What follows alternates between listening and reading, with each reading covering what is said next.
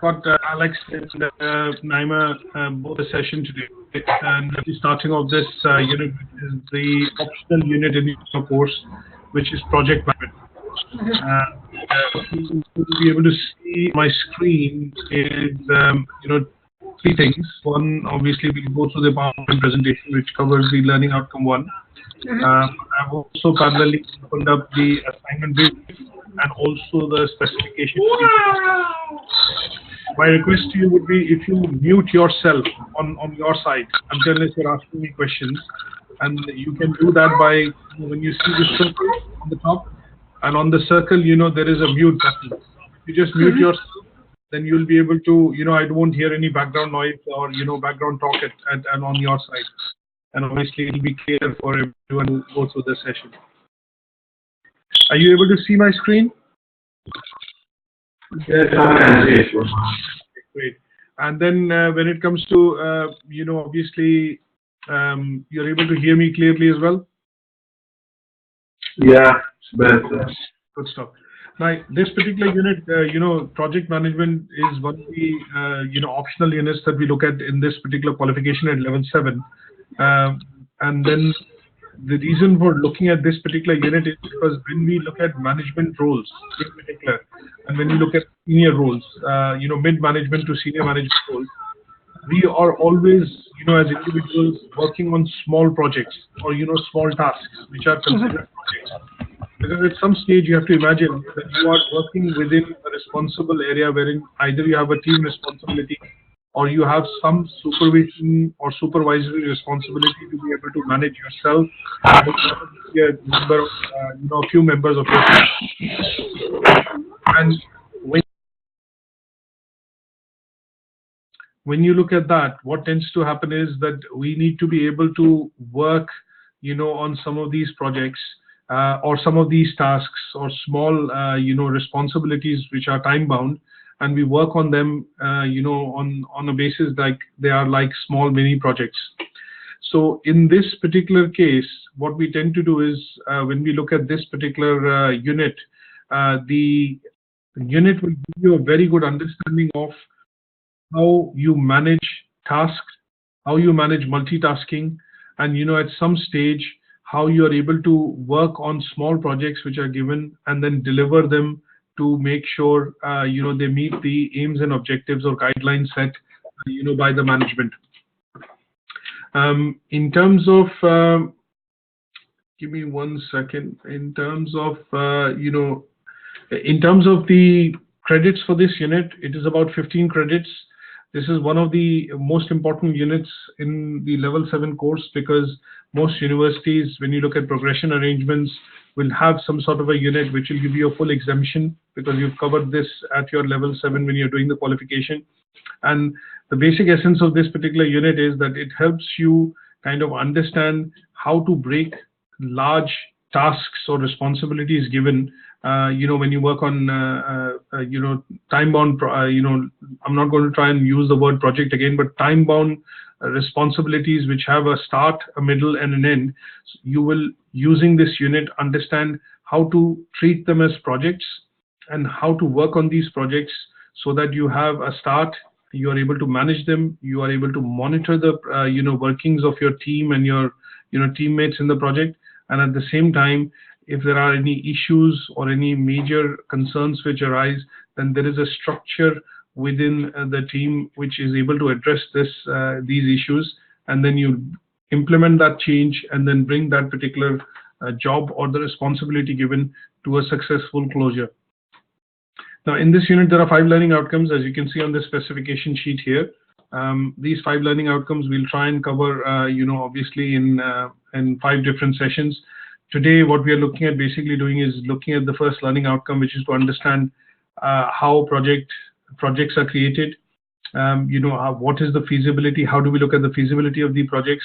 And then what are the various structures involved in creating or, working on these projects? So we look at some of the basic things like, team structures, how subdivisions are made, what are the various resources required when you want to work on this side. And last but not the least, we look at, the feasibility of the proposed projects, because in most cases, these involve, time, effort, and money. So even before you start on a full-time project, what you tend to do is you try and look at the feasibility of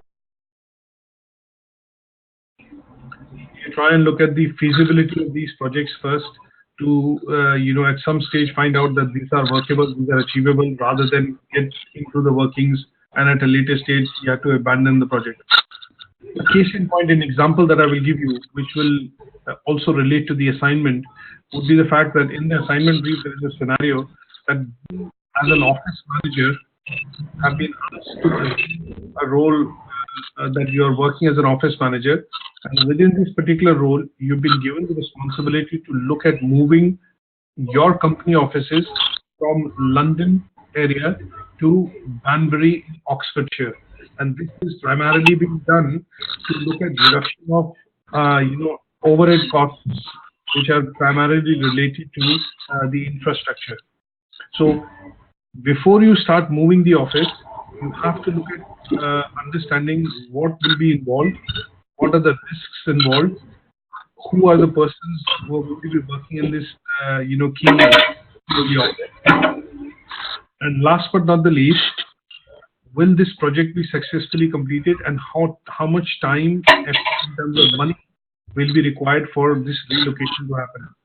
Now, in this particular scenario, you would not want to get into the activity without where the new office location is, where you have, what will be the cost, and are you looking at saving any costs when you look at rental costs in particular, with regards to some of the place that you're looking at moving to.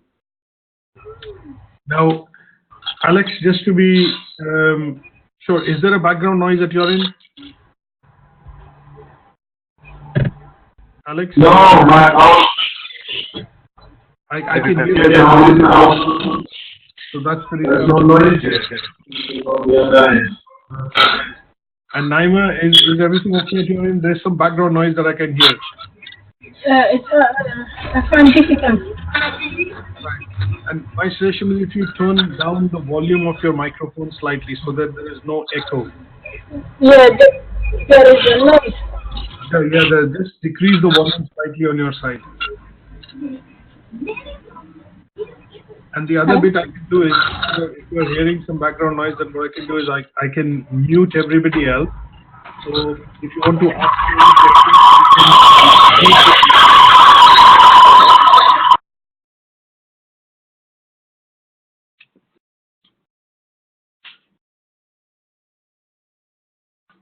so what I can do is I can, just give me 1 second. I'll try and type this out. So I have muted everyone for now. If you need to ask me questions, please use the chat option to ask the same. This is just to look at, so that there are no distractions in the section in this particular bit. So what I want to be able to do is just muted everyone on this session for now. And if you want to ask me questions, just use one of this window here, and you can use the chat mode to be able to chat to me or ask me that question.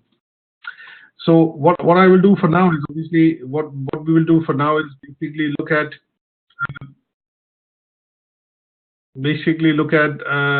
starting off with the first learning outcome, and I'm going to send you a copy of this presentation. This is also available on Moodle, which you can look at, and this will cover the learning outcome 1 for this particular unit, which is project management.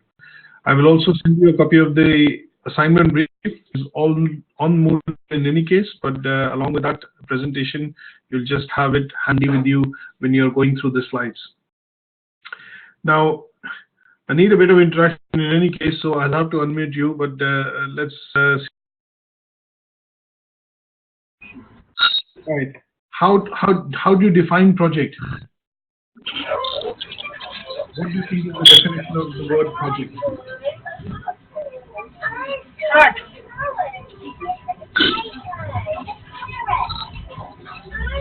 Guys, can you hear me? Yeah, 1 second. Yeah.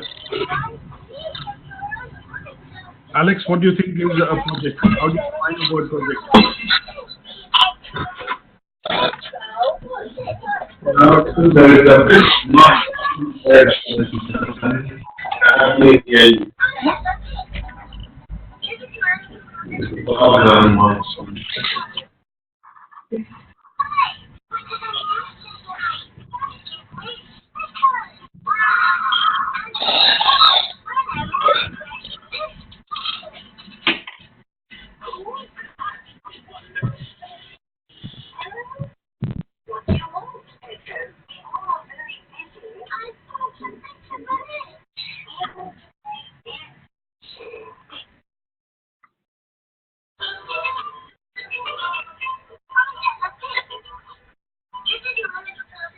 Who's watching Peppa Pig in the background?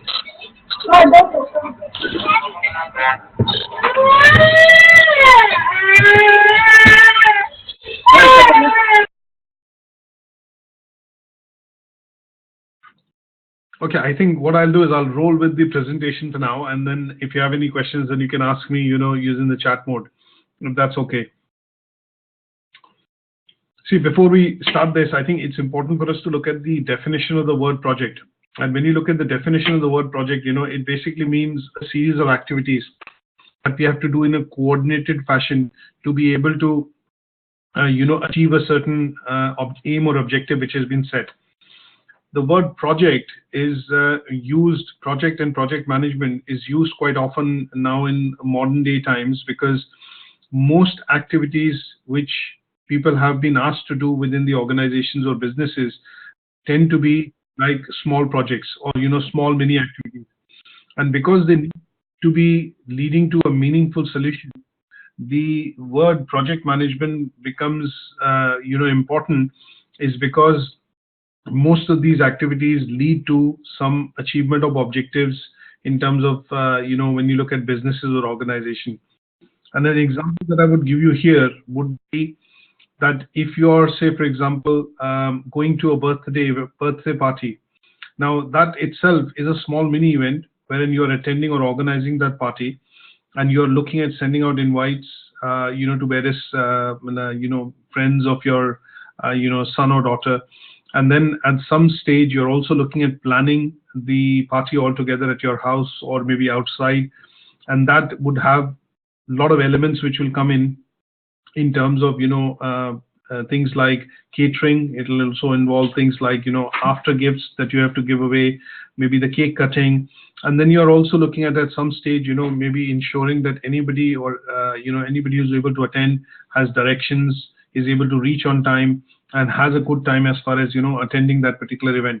Now, this particular thing as a small activity, which is maybe an organization of a birthday party, could be treated as a project by the parents because they want their kids' birthday party to be reasonably, or, they want that to be successful, or at least you'll make attempts to make it reasonably successful.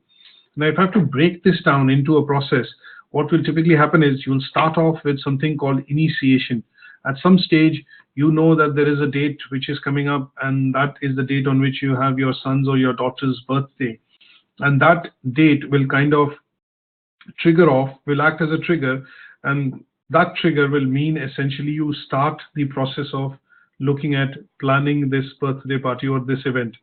And that phase is nothing but initiation. Now, what I mean by the word project charter here is that because you're planning a birthday party, you mentally sit down and decide, maybe with your husband or your partner, or maybe with your kids, and you decide what are the success factors going to be in order to plan this event. Now, these success factors or basic things that you want to ensure is that you're looking at calling maybe, say, 20 people who will come in and attend the party. You're looking at doing it in-house or maybe outside. So the basic remit of how you plan this particular event is going to be kind of documented in something called the project charter. And the scoping of the project is going to be realistic. That means at some stage, what you're looking at doing is when you scope this project out, you're going to be realistic that, that I can say, for example, in your in the class, there are 20 students. So obviously, you're looking at calling maybe 20 of them, and you're going to be realistic that about 15 will attend. So the scoping of the project is a key part of project management and is nothing but, classified as something called project planning. And this planning bit that you put into place, which determines how successful the event will be, or whether, in terms of success, and also some of the key variables that we put into place, things like the goals, the aims, objectives, the deliverables, and some of the things like timelines and costs will all be put across in the scope. And the reason why you look at this particular second step, which is scope, is because you want to cost out, and you want to be very clearly knowing what is going to be involved. What are the risks? What are the costs? How much time will it take? Who will attend? And these are things you want to be clear about, because you cannot have them as as variables which can change. Now, once the scope is decided, what you do is you put some sort of a work-based structure. WBS stands for work-based structure. And the work-based structure essentially would mean that you kind of break some of these activities down into smaller, activities. And this breaking down of these activities, the major, the aims and objectives of the project that you've kept, into a certain structure wherein you will start aligning responsibilities and giving or delegate responsibilities and roles to other people to work in that particular event, will be nothing but something called the work-based structure. And work-based structure is nothing but is a key term which we use in project management, and this is defined as something which is called the key deliverables which will be required. And this then forms something called the project management body of knowledge, PMBOK, which I've kind of mentioned here. So this is something which then becomes a clear deliverable, which everybody will work towards. It's like a timeline, it's like a plan documented into some sort of a structure where everybody will work towards and ensure that they play their part. And once they play their part, each of the various subsets or small mini parts of the activity or the event are then successfully happening from time to time in order for the whole project or the event to be completed. So work-based structures, we typically see that we break it down into things like costs. We want to know what is the cost of planning this birthday party, in terms of catering costs, in terms of venue hire costs, in terms of decoration costs, gifts costs, things like that.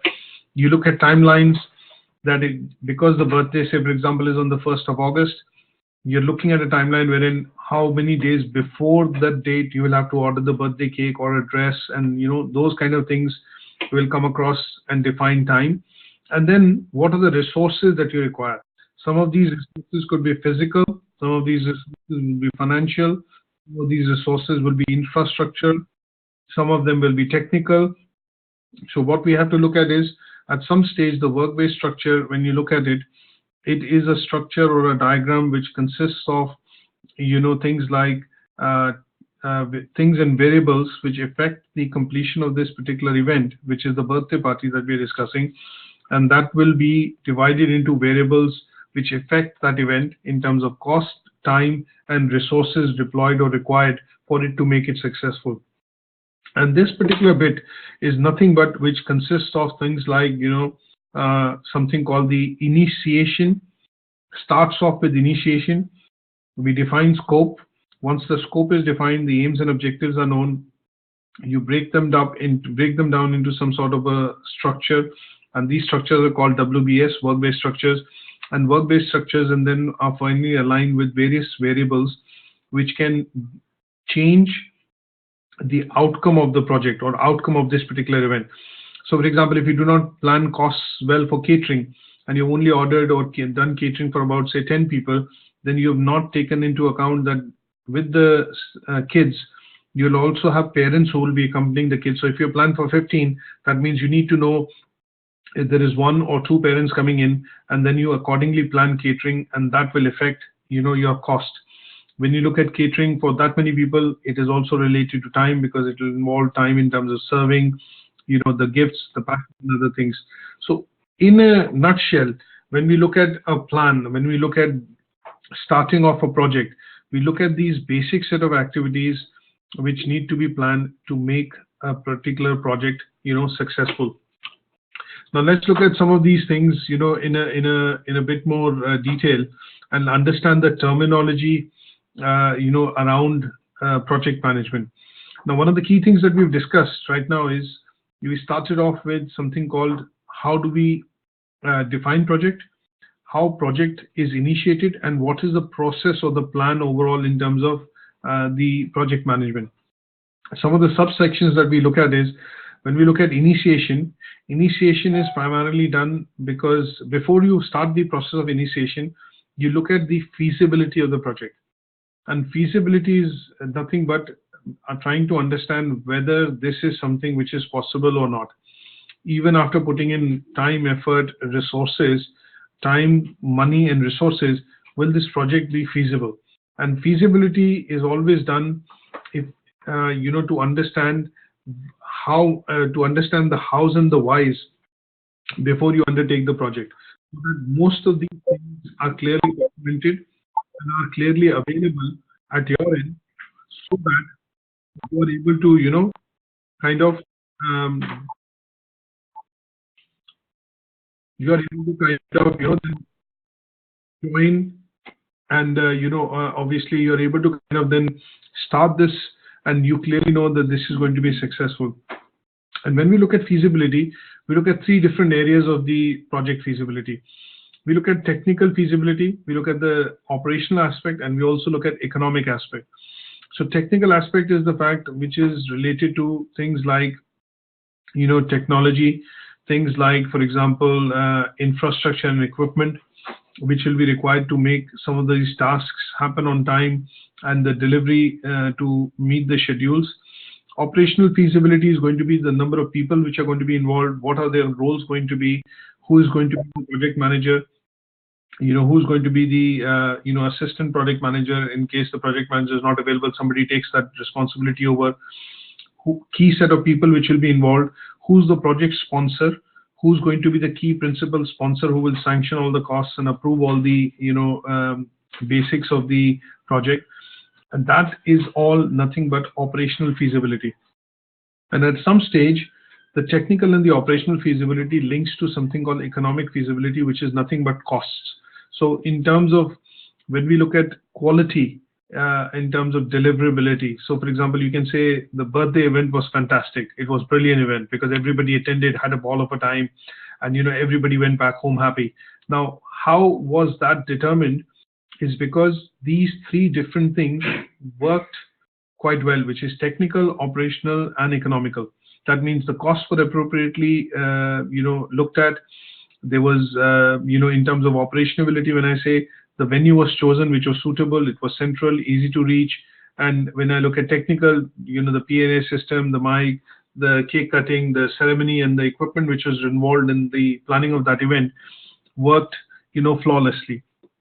So when we look at the feasibility, I think when you look at going and visiting a few venues to see if this is going to be suitable for the birthday party, and is it going to be central enough, is it going to be easily approachable, is there enough parking space? So when you look at all those things, you're looking at the feasibility of planning the event and making it successful. And that first few trips that you go and take and meet and take quotations is to understand how well you will be able to plan this particular event, is all kind of falling under something called project feasibility.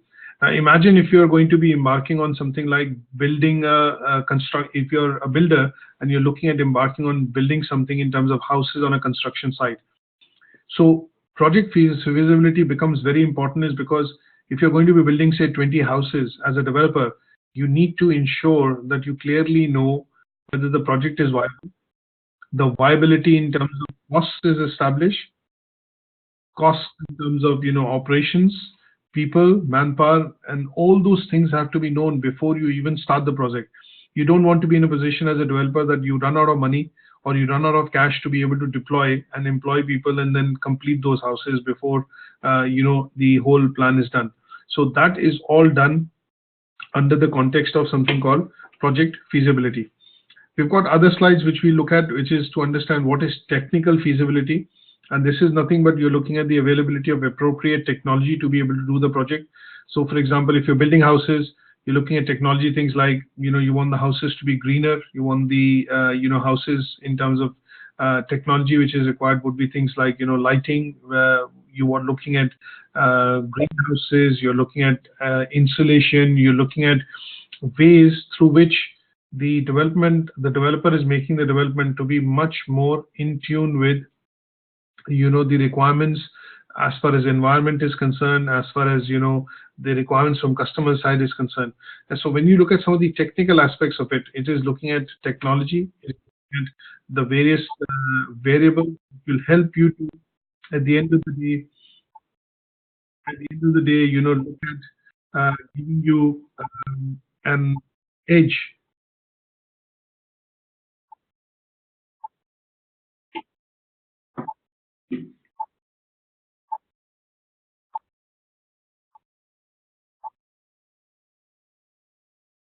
Hello, Alex, are you there?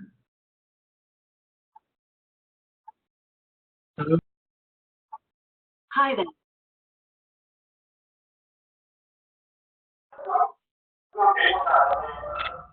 Hi, Alex, are you able to hear me? Yeah, can you hear me? How have you joined the meeting? I'm using the laptop. What have you used as a device to join the meeting? The laptop. All right, okay, because I can hear a lot of echo in the background when you speak to me. That's fine. Really?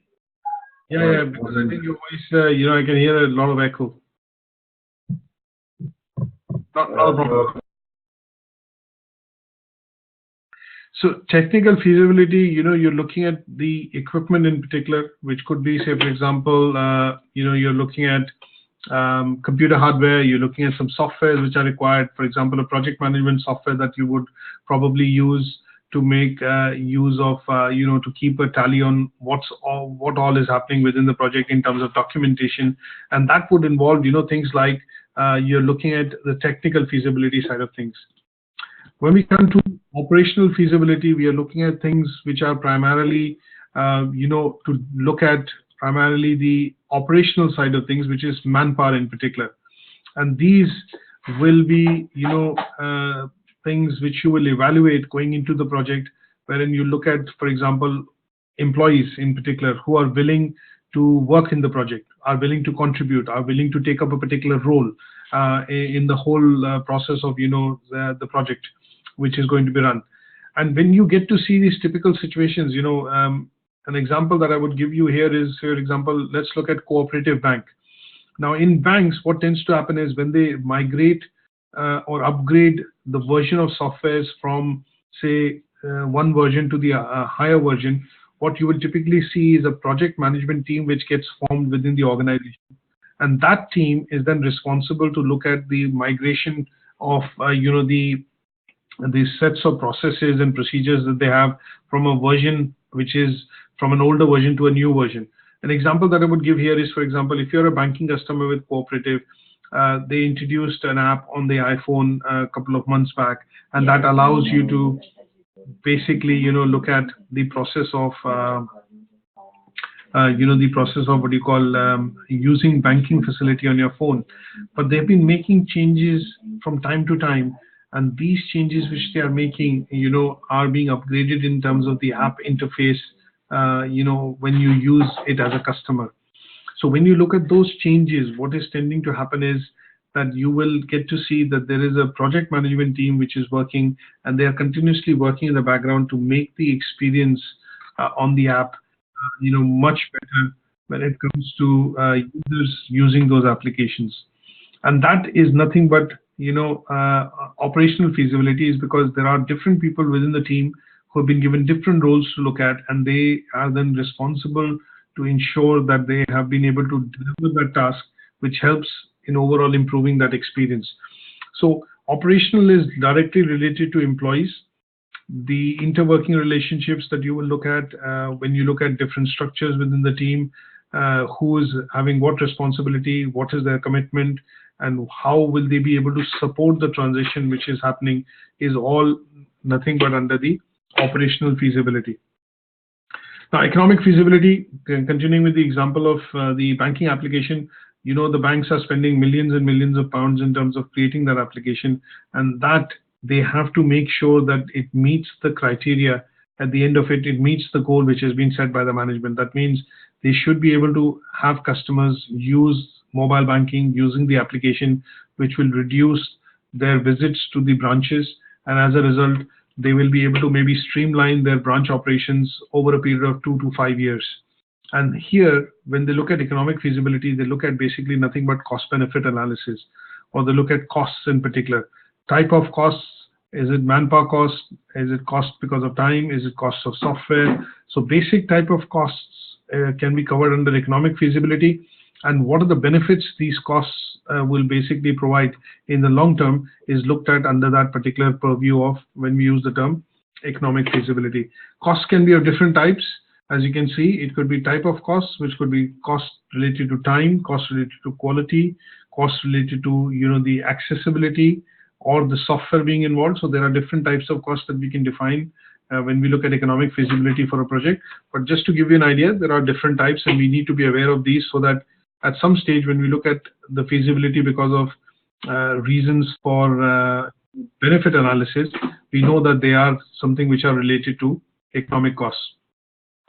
Just a brief point which I mentioned here, this is on the slide. Costs incurred today obviously are costs incurred in the future, and they are nothing but time is directly related to money, or the costs which are involved in terms of the spend the bank does, and they are then related to directly the type of services which the bank is able to provide. So if they put in more money in the development of the application from day one and have that completed quite quickly, then they can save a bit of cost on the other things which is required in the project timeline. But if they look at this as a long-term project and keep working on it, there is a appropriate number of let's put it this way, there are appropriate costs that they have to keep aside every year, because this is a 2-year project or this is a 3-year project. And assuming if you're able to complete it within a year, obviously the cost then can be appropriated only for a year as far as the project cost is concerned. Now, some of the other things that we look at very briefly, which I've discussed on the first slide, which is the project plan. What is a project charter? This is something which basically is defined as the kind of the nitty-gritties or the nitty-gritties of the project, and this is something which forms the procedural guideline according to which the projects are run. So there's a documented plan. If this happens, you look at this, or if this happens, you do take this action. If this is required to be done, you take this action, and those are things that you primarily look at when you look at the project charter. And the project charter is owned by the management. That means you will have a sponsor which will primarily own that project. So in most companies, when you start on certain improvement areas, for example, they want to improve employee absenteeism, and this project is owned by the department head. So the reason why this is owned by the department head is that they are responsible for doing the review, they are responsible for running the project, the costs of the project, and this is all defined within the project charter, to give you an example. Now, the other bit that we will look at is, in terms of projects, when the projects are initiated, there are always stakeholders in the project. When I say stakeholders would mean that you have people who essentially are a key part and parcel of that particular project plan or that team, and they are termed as stakeholders. Now, stakeholders could be employees, stakeholders could be shareholders, stakeholders could be management, stakeholders could be suppliers. So there are different forms of stakeholders, but stakeholders essentially play an essential role in the whole initiation of the project, from initiation till completion. And we look at some of these shareholders and their roles and responsibilities in the specific slides going forward. The other bit that we will look at very, very briefly would be the fact that when you look at starting a project, you look at essentially talking about the project from a point of view of SMART. And that, when I say SMART, basically means is a term that we use, which is for specific, measurable, achievable, realistic, and time specific. The reason I say this is because when you look at defining objectives, the objectives have to be finite, and we follow this kind of a template, from time to time that we use. And this template or an acronym which stands for SMART means that the project that you're going is going to be specific. It has a start date and a finish date. It is measurable. That means you can clearly, as a management member of the management team, know that I started this project, this is when it started, this is the cost, and these are the benefits that it is going to give. And that becomes the area of measurability.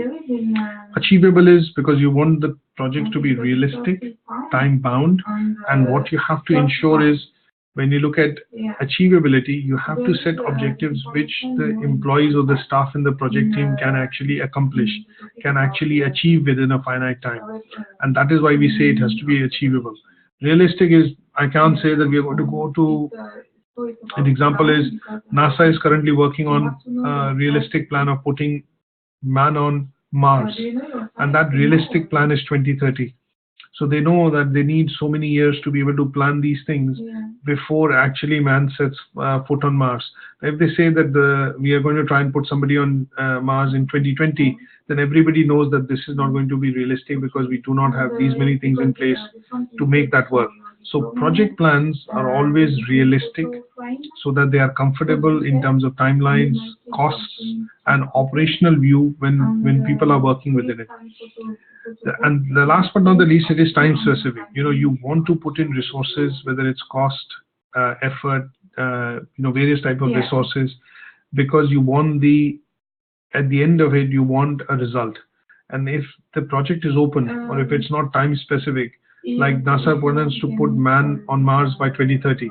But if they say we want to put a man on Mars, which is an open-ended project, and there is no timeline to it, there are no costs associated to it, so it has to be time specific to kind of make it realistic and also measurable, so that everybody has a goal, everybody has some sort of a an objective that they have to meet, and they have to deliver within those times to be able for the whole project to get completed. So that's why we follow this particular charter, which is called SMART, and it has come out of something called a terminology which is used in Prince 2 to define what is called a project. And that is where we look at this as something important when we look at doing most of the definitions of the projects before we even start. Okay. The other bits that we will look at with regards to some bit would be to understand what are the factors which affect the project. Things like environmental factors, things like risks, which are, if you're a developer, like I gave you an example earlier, and you have to look at working capital management as far as the development of the site for houses is concerned. So banks would want to see progress happening before they release more funds for you to be able to deploy to build more houses. And from that aspect, there are lots of factors, or external and internal factors, which affect the workings of a particular project that you have to look at. And those will have to be covered to understand, so that we clearly know what are the factors which affect positively, create risks, and also are related to the quality in terms of management of the project, have to be then looked at. Now, one of the key things which I put here, as a small slide, is that when you look at the assignment brief at your end, what I want to do is, there are lots of project management methodologies which can be followed, like Six Sigma, PMP, Prince 2, clear water flow. There are lots of methodologies across the world which are primarily used by different businesses, organizations for project management. Now, Prince 2, which is projects in controlled environment, is a terminology and is something of a technique which was created in the UK and is quite popular globally. So one of the key things that you have to look at in the activity when you do your assignment is, you have to look at what is the project methodology that apply to look at this office relocation project. And you have to define the project methodology that I'm going to be using, Prince 2 or any other methodology, to basically look at this whole relocation of office from London to Banbury in Oxfordshire. So here, what we want to be able to do is understand the different types of project methodology which are available. And this, to a certain extent, will give you an idea into how projects are planned. And Prince 2 is a particular process or a methodology which allows and takes into account the three key factors when projects are put into place and the workings of the project are put into place, and they include things like technical, operational, and economic feasibilities. And that is why it's a very popular project management approach which a lot of businesses and organizations use going forward. We will cover project methodology in the next session, but it is something which is food for thought that you have to look at, so that you are able to read from the handout that I'm going to send you after the session, and it will give you an idea in terms of what are the various types of methodologies which are available as far as workings for the projects are concerned. So the other slides which I've just highlighted, which I'm going to send you on the email, which you can read through, is things that we've discussed, like stakeholders and how stakeholders within the project actually affect the workings of the project, the costings of the project, the completion of the project, and the execution of the project. And that is what we need to understand when we look at different types of stakeholders. Now, when we look at stakeholders in particular for the project management, there are these basic types of stakeholders that we look at and their responsibilities, and when you start something in terms of a project. So one is something called a project sponsor, the word that I've used before, which means the person who has the money. In short, the person who is financing this project, the person, for example, like when we look at a lot of research projects which are taken by scientists in the UK and in the EU, the financer for that project is the government, the European Union, the European Parliament, and these people set the aims and objectives because they have the money. They want people to work on certain aims and objectives to deliver certain things which are required under that particular project, and they are called project sponsors. Senior management is people who are basically going to be responsible for scoping the project, people who are going to be reviewing the project, people who will form the project charter or the Bible kind of thing, which everybody will follow, the book everybody will follow in terms of guidelines when they're working on the project. The team is then put together by the senior management and the project sponsors. They bring in the best people to work on the project, who's going to be the project manager, who's going to be the finance person, who's going to be the operational person, the technical director. These kind of people will then form the project team. There will be somebody who will be the functional manager, and the functional manager will be people within the team who will work on specific tasks and activities. And these tasks and activities are going to be very specific for the project. One such example would be a person who is responsible for maintaining communication channels or updates on communication across the project team. So this person would be a functional manager. His role is primarily to ensure that there is smooth, effective transfer of information across various people and structures within the organization who are working within the project management team. And that would be something which is an example of a functional role. The project management is the person who is responsible for the overall project. That means this person will have more or less the final say after the project sponsor. He or she will actually decide how the project will work, what are the workspace structures going to be, what teams are going to be, who's have what responsibility, and that kind of things are decided by the project manager. Now there are other stakeholders that could be there in the whole team. And these stakeholders primarily going to be customers. They could be external experts from time to time. The project manager would bring in maybe a consultant to consult on certain activities that he isn't sure of or his team is not sure of. And those are people that you will see will become the other stakeholders as far as the people involved in the project is concerned. And then, as for not the least, just to summarize, we started off with project initiation. We looked at a few bits and pieces of how the projects are started by the formation of a project charter, scoping of the project which is done, and then work-based structures will lead to the project implementation or the management plan, PMP basically as we call it. And at some stage we look at the basic stakeholders which are involved in the project, so that we have equal participation or participation from all walks of the team or different members within the team in the company or the organization, which make this particular project successful. I'm going to stop here for today, and I think this will basically cover just the first learning outcome, which is to understand the business objectives of how projects feasibility is determined. And I'm going to send you a copy of this presentation along with the detailed handout, which will cover some, details in terms of this project management process that I've talked about, and also the different methodologies that we have in the market out there when we look at doing or starting off something to do with project management. So let's have a read through this for this week, along with the assignment brief and the specification, so that you have a good idea in terms of how we're going to approach this. I think in the assignment, when you start to do, we have to look at a scenario which is of office relocation, and when you do the assignment, it has to be done in that context wherein you explain and do most of the tasks given in the assignment brief with the context of office relocation, and you being the manager responsible or the project manager responsible for this office relocation for any company, for a company that you can decide to take on, and as an example, and then do this assignment activities with that context in mind. As always, any questions, any queries, please feel free to email / discuss that with me on on the phone, and I will be able to send across some details to you straight away, pretty much after our discussion. There is a book that we have also on Moodle, which details out the whole unit in terms of project management, and that's what I would want to just very briefly show you.